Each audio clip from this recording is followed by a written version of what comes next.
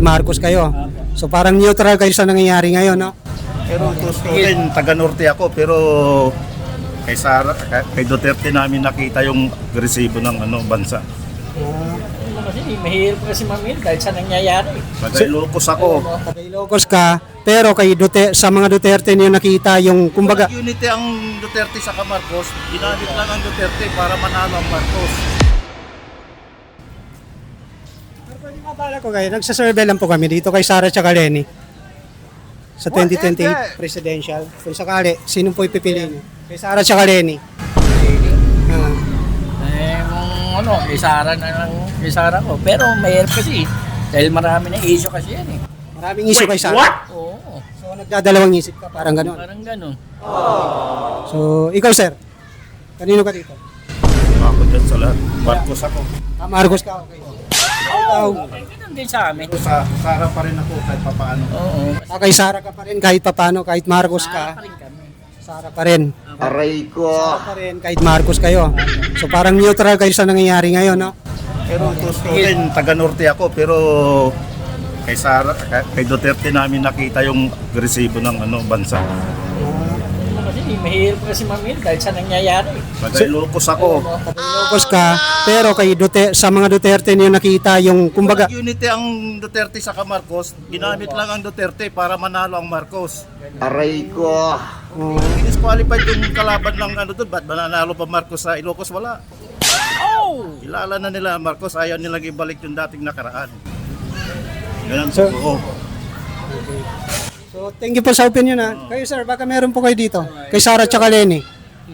Kanino kayo dito sa 2028? Wala. Wala sa kanila. Pero kayo, ano ba? Ikaw sir?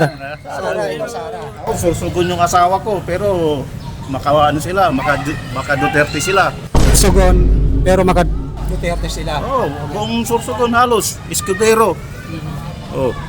Mas lalo ngayon, yung ginagawa nila ganyan, Mas lalong lumalakas. mas lalamang yung mas lalamang yung si Duterte sa kanila. Tulog na lang nila sa mga wala, sir, pare-pare silang kisaran. Diba? Pareho silang nagsisiraan sa ano. Sa posisyon, gusto Taas. na, magaganda rin. Gusto rin umano ng posisyon, siya gusto rin. Aray ko. Mag-posisyon na lahat na siya, gusto rin, presidente. So, mga pinino dun sa ano, ito itong usap-usapan sa social media lang to. Yung usap-usapan na planong mag-extend ng termino. Ano masasabi niyo? Mangyayari yun. Hindi mangyayari yun. Hindi mangyayari. Bakit sir? Hindi mangyayari yun. Magkukudita ang Pilipinas pag nangyari yun. Hindi mangyayari, magkukudat ang Pilipinas, no? Mga tropa kong mga retired na sundalo. Hindi po yan. Next din yung eleksyon, may people's power mangyayari. Aray ko. Pabaliktad ang gobyerno. Susugod ang taong bayan, no? Siyempre, ayaw na nga nilang maulit yung nangyaring yung nakaraang administrasyon. Okay, sige. Thank you po sa opinion ha. Thank you ha. Basta Sara kayo, no? Kahit anong mangyari. Sige. Sige, thank you po. Thank you. Ano sir? Binoto mo si Lenny nung nakaraan? Okay. Alam mo ba kung sino dati may-ari nito? Agri-Patrice, niya, si Lenny. Si Lenny. Wilbert Lee. Ayun, nakikita mo yung dito Oo nga, no? Nakikita yan ang partinis na yung Manoy. Tapos Kasi Lenny yan, no? Lenny, oh. Supporter ni Lenny yan, Manoy. So, Hindi namin Dito yung yan ano nila dati. Duterte saka si Marcos nung nakaraang eleksyon. kay Lenny kayo nitong nakaraan, no? Ng presidential. Pero ngayon, nakita nyo na parang nagkabuhol-buhol ang bansa natin. Parang sa tingin nyo, nakita nyo talaga doon kay Duterte, no? Si Duterte. Yung ginawa ng Duterte nung panahon ng pandemic, walang makakagawa yung kahit sinong presidente. Aray Yung ko. makakagawa, no? Wala. Kaming mga frontliner ang nakakita kung ano yung nangyayari. Ako gobyerno ako dati. Sa gobyerno ka dati? Oo, kaya alam ko. Kayo yung mga nasa frontliner noon, no? Nung panahon ni Digong. So parang kayo yung unang nakakaramdam kung ano yung yung nangyayari sa ground, no? Oo, sa aksyon, paano ang aksyon ng gobyerno. Pero lahat ng mga kasundaluhan na kasama namin, halos ganun ang nila. Mas gusto nila yung patakaran ng Duterte kaysa kay Noynoy. Sabi nga nila, pag si Noynoy yung naging presidente, maraming namatay na Pilipino. Aray ko. Paano sa ngayon? Ano opinion mo sa ngayon? Kung pag kinumpara mo yung ngayon sa noon. Walang ano. Mas gusto ko pa si Pinoy kaysa kay kay Bongbong Marcos. Okay. Sige po, thank you pa, thank you pa. Thank you po, thank you. Talagang yan ang kami mga nasa gobyerno talaga. Mas gusto pa natin yung dating administrasyon ni Noynoy kaysa ngayon. Oh, marami pong nagsasabi na mas okay pa yung administration ni Noynoy kaysa sa ngayon. Oo. Kasi noon may nakikita pang no? Oo, dati kahit sabihin nilang pag ganun lang, at least walang nangyayaring ganyang gulo sa Malacanang. Ang nangyayari sa Naman kagulo si Kay Bato, di ba? So anong masasabi niyo pala doon sa kay Bato, yung paghuli ng ICC? Kasi, natari siya doon pa pwede naman dito sa Pilipinas. Pwede naman dito. No? Opo, ba't di? So parang ang nangyari kasi wala nang tiwala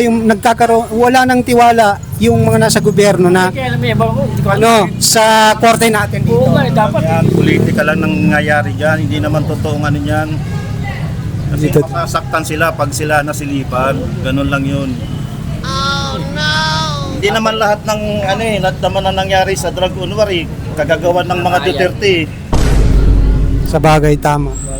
Hindi naman lahat ng bakit yung mga biktima ba ng ng mga mga addict na yan, ba't hindi nila sinasama sa nila? Sa mga victims, no? Si Duterte lang nagpasuko ng mga addict. Sa lahat ng presidenteng dyan, kahit si Ramos, hindi niya napasuko yung mga addict na yan. Sa bagay. Nasa servisyo pa ako, talamak yung ganyang droga. Wala kayo magagawa. Kahit alam mo, malaki yung isdang babagain mo. Hindi ka pwedeng pumalag. Kahit sabihin mong harap-harapang nakikita mong hindi ka Pero pwedeng sa tingin niyo, sir, pag halimbawa, itong si Sara, hindi siya na-impeach at nakatakbo siya ng presidente. Sa tingin niyo, may babalik niya kaya yung Depende sa kanya kung ano yung nasa ng mga mga advisor niya. Wait, Importante diyan, marunong yung advisor kung anong gagawin nila sa susunod na administration? administrasyon. Kasi hindi naman yung gagalaw si BP Sara kung hindi naman manggagaling sa kukuha muna yan ng advisor sa tatay niya kung ano yung gagawin niya. Kung sinabing ibalik mo yung sinimulan ko, o di ibabalik nila yung sinimulan nila. Pero yan yung panawagan nila sa yung mga talumpati na mga ginagawa nila. Yan yung panawagan na talagang kailangan ibalik yun . Kahit ako, lahat ng mga may nabiktima rin kami ng mga kamag-anak namin na hinulnap, binaril, pinatay. Kasi siyempre sa sobrang ngit-ngit namin, kaya sabi na mas maganda pa yung dating Duterte kasi nawala yung mga ganyan sistema. Siyempre, hindi ka naman pwedeng bumawi, dadaan mo sa kamay na bakal yung pagbawi mo. Hindi na, pasahan mo na lang. Nakulong ko, pero nakalaya. Kung napanaw na rin Duterte. So yun, hindi kayo pabor sa nangyayari ngayon sa bansa natin, kagaya ng itong pagpaparesto kay Bato, yung mga issue ngayon, no? So, Dahil nga, kung bakit gusto nilang arrestin yung tao? Diba? Bakit gusto nga sabi nga ba ito, paparesto siya pero dito siya sa Pilipinas. Diba? Lang yan, gagawa lang sila ng record ng Pilipinas na may senador na pinadala sa Pilipinas. Kasi may putukan yun, nagkaroon ng putukan, takas sila, di ba? Sabi, baka pinatakas daw siya ni Robin Padilla. aray ko. Isa lang yung Parang ginamit nila yung tao. parang nililito yung no? Nililigaw yung mga tao. Pinas ang unang-unang nagpadala ng presidente sa ICC. Grabe, walang Kasi pagka kung mas crime to humanity pa yung Vietnam. Wait, Ang Vietnam talagang sinusunog ng buhay ang tao doon. Saka South Korea. South Korea, di man nila ma-ikulong yung presidente ng Korea, sa North Korea. Mas malupit doon. Mas crime to humanity talaga yung North Korea, saka yung sa Vietnam. kasi hindi sila miyembro, kaya ganon. Tayo, pumalas na rin, di ba? Pumalas na rin. So thank you po sa opinion nyo . Thank you, thank you sir, thank you. Nagsasurvey muna kami. Mapapanood nyo yan sa YouTube. Itong mga survey namin, uncut yung mga video namin. Hindi namin kinakat para makita talaga kung ano yung talagang sigaw ng taong bayan sa kalye.